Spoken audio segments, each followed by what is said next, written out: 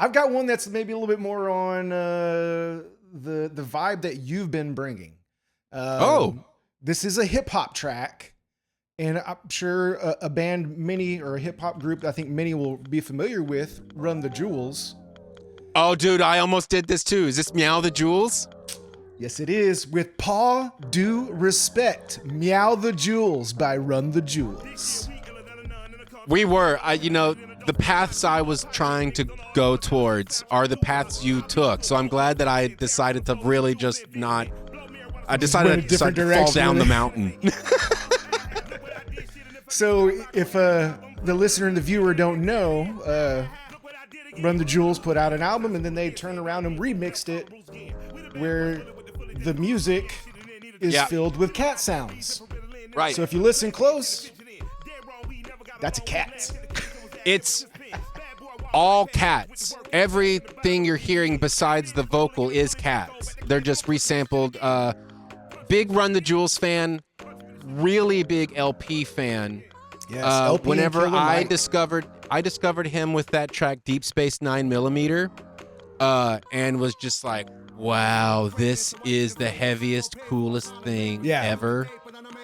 And just like there what he a is. Here's story, LP. like they have the Cartoon Network connection, and that's how them coming together and starting to make music. And Run the Jewels have not put out a bad album. I mean, and there was a point where I was afraid they might, because they put the first 3 plus this out really quick. I want to say in the span of 2 or 3 years. Yeah, but I mean, they were pumping live shows. I was on the newsletter forever, getting all the information. I was hooked. I was like, yes. Yeah, dude. Also, a cool thing about LP, the way he got started, he was like 13, 14 years old, and he would make stop tapes. Are you familiar with this? No. Stop tapes are a very low rent way that you could make loops to rap over. And so people would hire him to make stop tapes, and it's just a cassette. And so you've got your boom box with 2 things, right? And so you've got the thing you want to sample in deck A, and then you got your blank in deck B. You hit play, you find your sample that you want, you time that so that when you play it, they're not called stop tape, they're called pause tapes. Tapes, okay.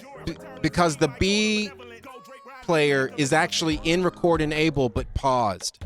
And so as the tape plays, when you hear your loop come up, you take off the pause button, let it play, hit the pause button where you want it to end, rewind, hit play, wait for the thing to come up, unpause, pause it again, rewind, and that way, and you would do that to get 16 bars or 32 bars, however long you needed.